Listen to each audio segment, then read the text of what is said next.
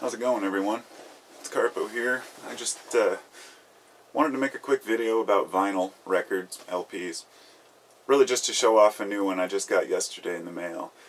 For anyone out there who's a Schpongle fan, which I was never a huge Schpongle fan, I really like their stuff, but it's very psychedelic. But their newest album, Codex, once I heard it, it was just, I loved it, absolutely, instantly, the minute I heard it. So the LP just came out, it was just released, and I had pre-ordered 2 copies of it. And so I thought I would kind of lay out why I like to buy vinyl as opposed to digital music. I can't stand MP3s. I mean, digital music is, it has no substance, you know. A lot of people today are coming back into the fold. You know, I got into vinyl I was into it when I was younger because it was still being sold in the stores, but about 10 years ago I got really into vinyl, maybe a little longer. And so for a few years I was buying them all the time off of like Discogs. It's a place where you can go online and get, you know, basically any record. And I had an account there where I'd sell records and buy records. And to give you a few examples, because basically every time I buy a record, I buy 2. And I store one away, sealed, and use the other one as my, you know, to listen to check out. And most LPs these days come with a digital download, so you get the record anyway, and the and a digital format. So this is the Schpongle album. It's called Codex IV, and it's a beautiful record. I'm hoping that the lighting's pretty good on here. So anyway, it opens up. It's a triple gatefold. Now here's the thing, and the reason why I wanted to you know, put this out there for Schpongle fans. I looked online to order this, and all I could find was just the standard record, black copy. And then there was a limited edition release of 500, which were like bright green, and that one's already like $250. You know, people are trying to sell it for.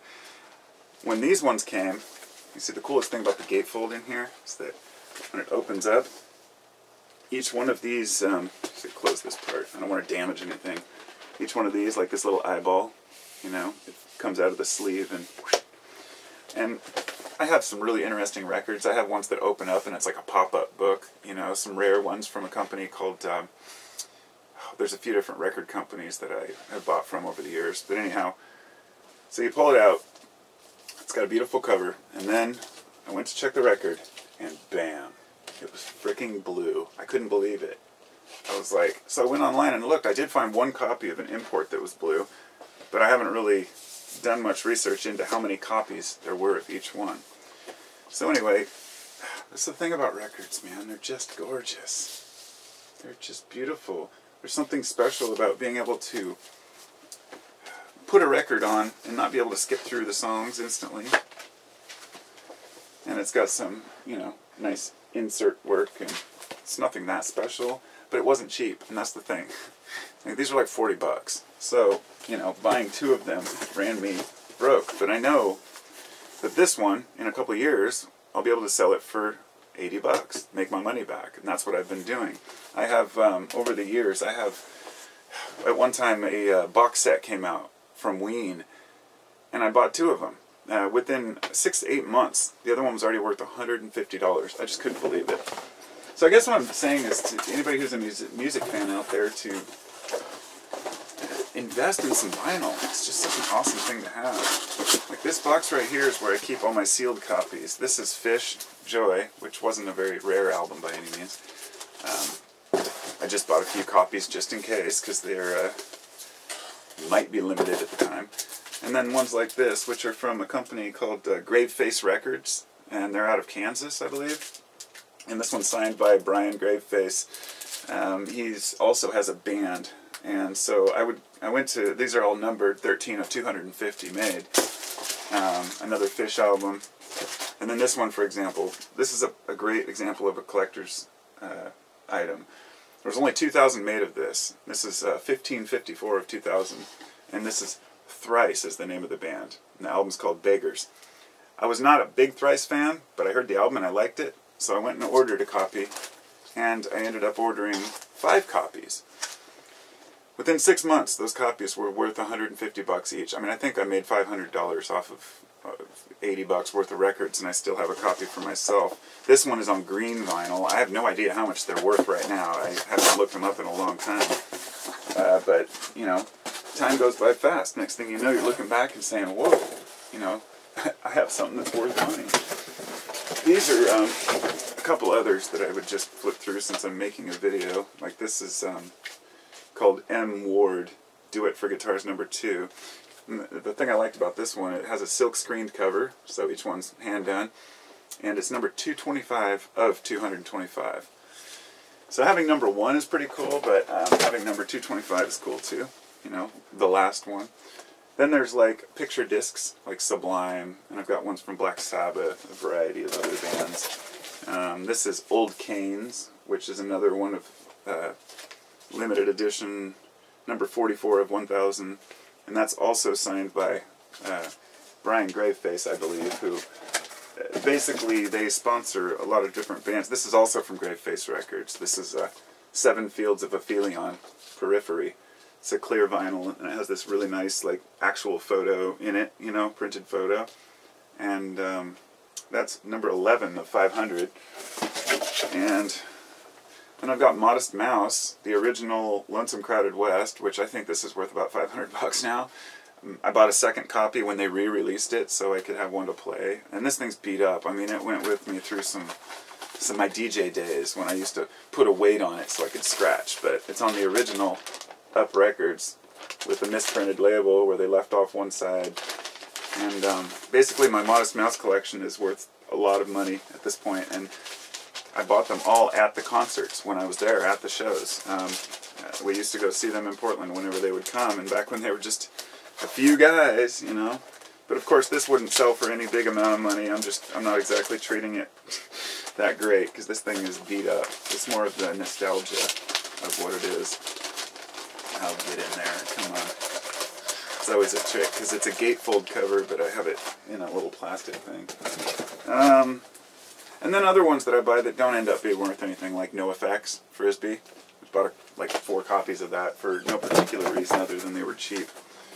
Insert Propaganda, Less Talk, More Rock. And this one's on root beer colored vinyl. It's like a brown. Just bought it because of the value. This is a Appleseed cast. I don't know if this is numbered or not. I think it was. This is a second pressing, so there's no number on it. This is one of my favorite albums. This is a Low Level Owl by, I mean, this Appleseed cast is phenomenal. They have so many great albums, and it's very flowing orchestral type rock that's very few lyrics, but deep. And like it says on this one, 26 audio recordings. We recommend you listen to on headphones. Can't remember what it found, but this was all mastered on. It was December of the year 2020 onto 24 track 2-inch platinum studio master audio tapes. So they take their shit very seriously. This is 34 of 250, and it's signed by the band on the back.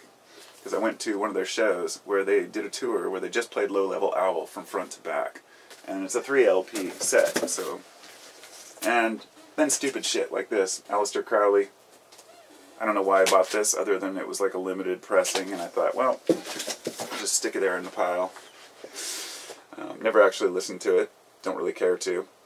Some records I actually just collect for the sake of collecting them because, you know, it might be worth something down the line. I've been known to buy, you know, stuff I don't even really like that much, just knowing that it's limited. The one thing you'll find about vinyl is that you can go down to a record shop and you can find you know, a core rock band like, say, the Pixies on vinyl.